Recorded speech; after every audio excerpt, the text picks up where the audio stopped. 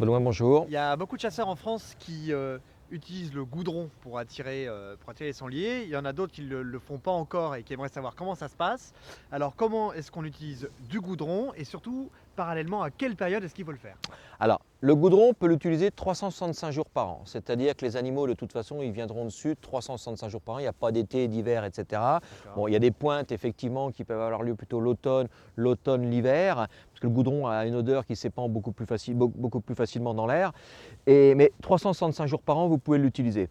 Donc, ce qu'il faut, c'est en fonction des périodes de l'année. C'est-à-dire qu'il y en a un qui peut être un petit peu plus pâteux, un goudron type spécial sanglier, un goudron qui est un petit peu plus liquide, type goudron végétal dit de Norvège en jerrycan. D'accord. Donc voilà un petit peu les périodes. Donc là on va mettre ce qu'on appelle le goudron végétal dit de Norvège, qui est un goudron donc pareil en 100% pain, qui est relativement facile, à utiliser. Vous l'utilisez principalement sur des souilles, ou sur des emplacements d'arbres déjà fréquentés au préalable.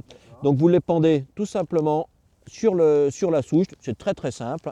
C'est exactement la même viscosité que le Scrolic, c'est-à-dire que la version qui est en bouteille d'1 kg 250.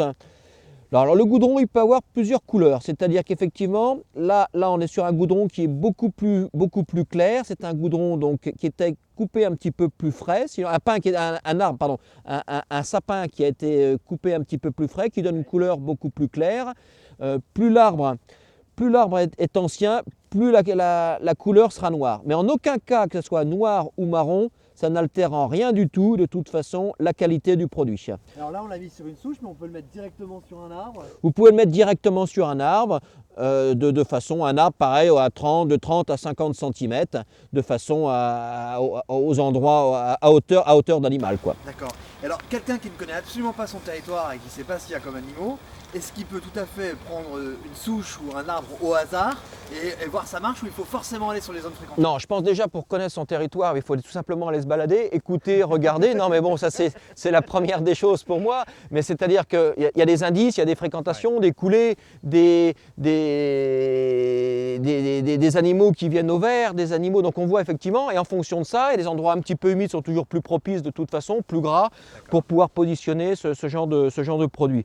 De toute façon, c'est des produits qui sont 100% naturels, donc vous pouvez les utiliser n'importe où. Bon, bien sûr, ce n'est pas des produits à mettre dans l'eau, mais l'intérêt, c'est de le mettre effectivement en bordure de souille, pas très loin d'un emplacement de sel, de façon à ce qu'il puisse se retrouver dans un même secteur du goudron, du Scrofix, du sel et d'autres produits. Très bien. Bon, bien, je crois qu'on va voir cette nuit ici ce qui va se passer.